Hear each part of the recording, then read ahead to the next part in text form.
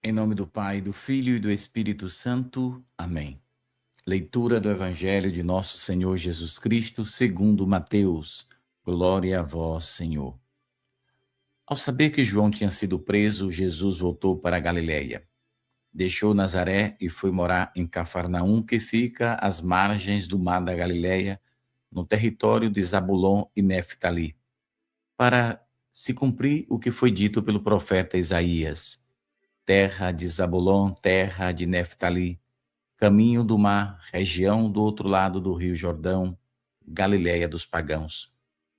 O povo que vivia nas trevas viu uma grande luz, e para os que viviam na região escura da morte brilhou uma luz. Daí em diante, Jesus começou a pregar, dizendo: Convertei-vos, porque o reino dos céus está próximo. Quando Jesus andava à beira do mar da Galiléia, viu dois irmãos, Simão, chamado Pedro, e seu irmão André. Estavam lançando a rede ao mar, pois eram pescadores. Jesus disse a eles: Segue-me, e eu farei de vós pescadores de homens. Eles imediatamente deixaram as redes e o seguiram. Caminhando um pouco mais, Jesus viu outros dois irmãos, Tiago, filho de Zebedeu, e seu irmão João. Estavam na barca com seu pai Zebedeu, consertando as redes. Jesus os chamou. Eles imediatamente deixaram a barca e o pai e o seguiram. Jesus andava por toda a Galiléia, ensinando em suas sinagogas, pregando o evangelho do reino e curando todo tipo de doença e enfermidade do povo.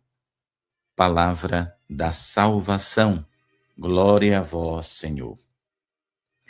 Caríssimos irmãos e irmãs, hoje, 25 de janeiro, celebra-se hoje a conversão de São Paulo, que foi um perseguidor de cristãos, fez muita miséria contra os cristãos, mas Jesus atravessou em seu caminho e ele teve a oportunidade, aceitou essa oportunidade e, portanto, se converteu e se salvou.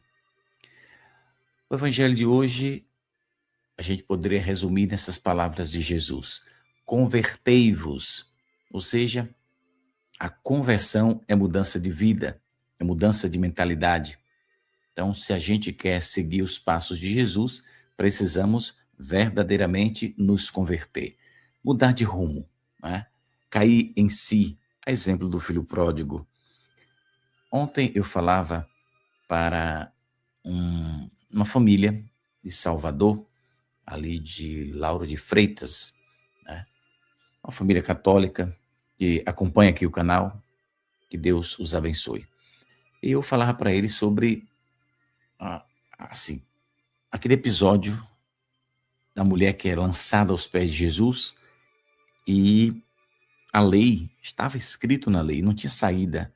Se Jesus não fosse Deus, estaria perdido naquela situação. Mas ele é Deus e ele, obviamente, teve uma saída espetacular. Eu sei que o evangelho de hoje não tem nada a ver com isso, mas eu estou só dando essa pincelada aqui, só para lembrar a você o que é a conversão, como ela se dá. Você observa que uma mulher é jogada aos pés de Jesus. Ela tinha que ser apedrejada. Pronto. A lei estava dizendo e a lei naquela época se cumpria. Não é como as leis de hoje que são badernas, né? Criada pelos homens, e os homens deixam sempre uma brecha para escapar da própria lei que eles criaram. E o Brasil que eu diga, né?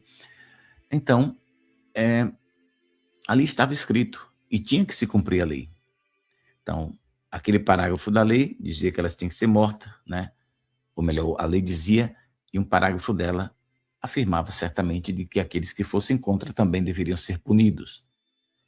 Então, ali tinha uma situação complicada. Por isso que, quando Jesus diz no Evangelho de hoje, convertei-vos, o reino dos céus está próximo, Jesus veio para estabelecer esse reino de Deus, reino de justiça, mas também de misericórdia. Então, naquele momento, Jesus ele é colocado na pior situação que o ser humano possa se encontrar. Mas por quê? Porque se ele dissesse sim, ele seria condenado. Se ele dissesse não, seria condenado do mesmo jeito.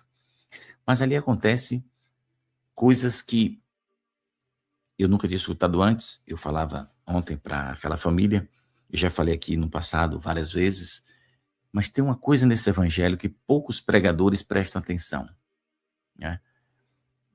Eu não estudei sobre nada disso, me veio em um dia esse estalo, como eu costumo dizer, e disse, mas espera aí, tem um detalhe importante aqui nesse evangelho. Tudo é importante, óbvio, mas tem um que é super importante, porque a gente só se apega em Jesus salvando a mulher, mas e muitos padres citam isso até para encobrir erros de pessoas, aí citam esse evangelho. E estão errados em citar querendo encobrir erros.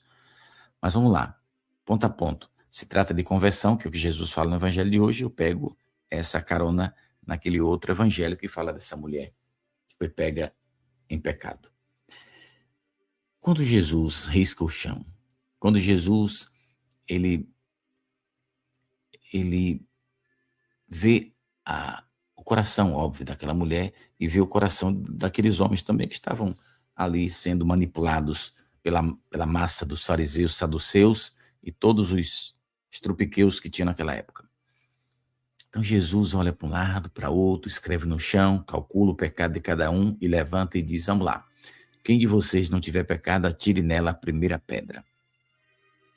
Então, naquele momento, as palavras de Jesus entraram como uma faca afiada no coração daqueles homens, a ponto deles caírem em si, a exemplo do filho pródigo, e jogar as pedras no chão.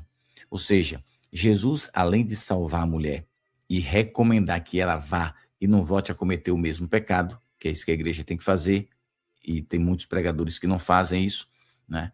Querem até encobrir, não, Jesus perdoa todo mundo, olha lá a mulher pecadora, ele perdoou, tá, ele perdoou, mas diz para não voltar a cometer o mesmo crime, né, espiritual. Então Jesus salva a mulher, recomenda que não volte a cometer o mesmo crime, o mesmo pecado, e aquela multidão que estava ali de pedra na mão, que ninguém jogou pedra na mulher. Eram muitas pessoas, todos armados de pedra. Ninguém jogou pedra nesta mulher. Ou seja, todos os que estavam ali, de pedras na mão, foram tocados pela graça de Deus. Ou seja, houve conversão na vida daquelas pessoas. Mas Pedro, o evangelho não fala isso não, nem precisa falar. É só você ler com atenção que você vai chegar a essa conclusão extraordinária. A beleza desse evangelho está nisso aí. Em Jesus salvar a mulher, recomendar que ela não volte a pecar e converter o coração daquela gente que estava ali querendo cometer um crime, matar aquela mulher, a apedrejada, e ela escapa da morte, e eles escapam da morte espiritual porque eles jogam no chão as suas pedras. Voltando para o evangelho de hoje, que Jesus chama a conversão, é Mateus que está nos narrando, né? Ele está nos conduzindo a esse cenário belíssimo, né? Quer dizer, é o início da missão de Jesus, da missão pública, né? Porque ele sempre nasceu já com a missão. Mas esses 3 últimos anos de sua vida foram destacados de uma forma diferenciada, porque precisava escrever, precisava testemunhar, precisava de alguns detalhes, e a graça de Deus permitiu aquilo que, claro, os evangelhos não falam nem 1% do que Jesus fez. Eu falo sendo caridoso, né? Não fala quase nada do que Jesus fez de fato. Embora o que está escrito ali já é o suficiente para eu, você e o mundo inteiro se salvar, né?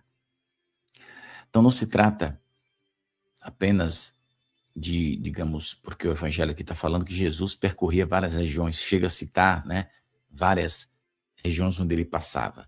Então não é apenas uma caminhada geográfica, né, da Judéia para a Galiléia, etc. e tal. Mas aqui a gente encontra uma profunda aula que vai nos fazer entender a grandiosidade da presença de Jesus no meio daquela gente, né? Então, Jesus, ele vai aonde outros não iriam. Jesus vai no meio daquele povo abandonado, sofrido, vai a lugares que não tinham pessoas, digamos assim, entre os sumos sacerdotes, etc. Esse povo não ia para o meio daquelas pessoas pobres, né? Marcadas pelo sofrimento, pelo abandono. Não, Os poderosos, até da igreja da época, queriam estar no meio das pessoas, da sociedade, né? Poderosa financeiramente falando. Os pobres eram pobres e não tinham nenhum valor. Mas Jesus veio para dar valor aos pobres. Então, ele vai fazer cumprir um trecho da escritura de Isaías. É isso aí, de Isaías. O povo que vivia nas trevas viu uma grande luz. Essa luz é Jesus. Jesus é esta luz que veio para brilhar na vida de todo homem e de toda mulher que tem fé. Então, ele se estabelece em Cafarnaum, né, numa região um pouco complicada também, mas ele precisava estar ali para cumprir o que fora dito pelo profeta. Então, esta luz que é Jesus começa a incomodar os poderosos. Começa a incomodar tanto o setor religioso da época como o setor político da época. Eles interpretaram tudo errado. Os cabas era inteligente, mas ao mesmo tempo ficaram burros no estalar de dedos. Porque eles pensavam que Jesus veio para tomar o poder. Não. Jesus não veio para tomar o poder de ninguém à força. Isso aí é uma coisa deplorável, condenada, né, por Deus. Então, Jesus não veio em busca de poder terreno.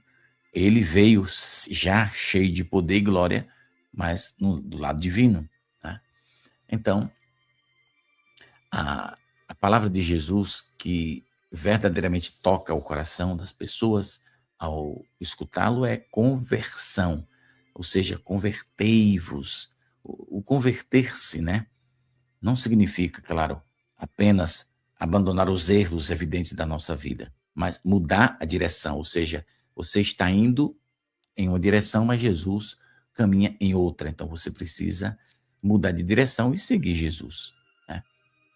De diversas formas. Claro que eu estou aqui usando uma metáfora, mas a gente precisa ser como Jesus, seguir na direção, digamos, na contramão do mundo. Essa é a melhor palavra. Eu e você precisamos andar na contramão do mundo para andar do lado de Jesus. Quem anda do lado de Jesus deve andar na contramão do mundo. O mundo diz para você ir por aqui e você não vai. Porque se você for, você se arrebenta espiritualmente. Então Jesus vem para trazer para todo homem e mulher de fé digamos, uma nova maneira de pensar, de agir, né? De ter, digamos, prudência nas suas decisões. E a conversão é, sem dúvida, essa atitude dócil do homem de querer fazer a vontade de Jesus, né?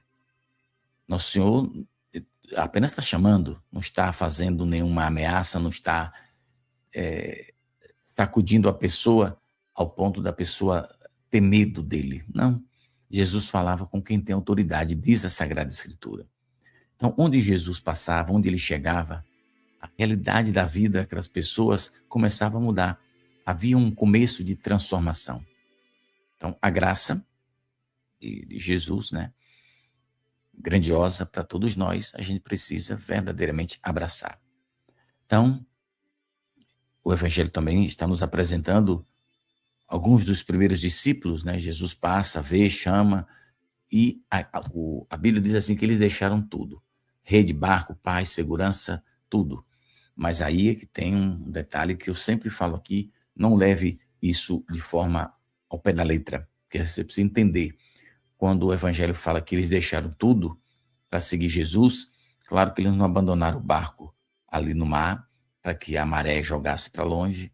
Eles tinham suas contas a pagar, eles tinham o material que eles pescavam para entregar, né, nos compradores. Então, Jesus os chamou, eles aceitaram o chamado. Esse deixar tudo não significa que eles abandonaram o pai e mãe, não foi lá se despedir, não. Isso aí não vai por esse caminho, não. Eles foram, seguiram Jesus, seguiram, mas eles tinham responsabilidade, eles foram fazer a coisa certa acontecer para depois, né, seguir Jesus. A resposta do sim, Jesus já tinha. Aí Jesus agora quer que eles organizassem as coisas para ficar tudo bem, né? Senão as pessoas iriam achar que seria uma responsabilidade deles e do próprio Jesus agir desta forma. E não foi assim. Foram chamados, deram resposta, é igual ao anúncio do anjo a Nossa Senhora. O Evangelho diz que o anjo deixou Nossa Senhora e ela imediatamente seguiu para visitar Isabel. Claro que Nossa Senhora não foi naquele dia, ela foi para visitar Isabel vários dias depois, né? Então, vamos entender direitinho uma coisa. Eu desejo que o seu dia seja maravilhoso, que Deus abençoe, Nossa Senhora proteja a todos nós, que o Espírito Santo de Deus ilumine. A gente se encontra daqui a pouco. Eu peço a você que você deixe o seu joinha para ajudar o canal e que Deus derrame sobre nós a sua poderosa bênção que nos traz cura e libertação. Paz e bem, até daqui a pouco, se Deus quiser.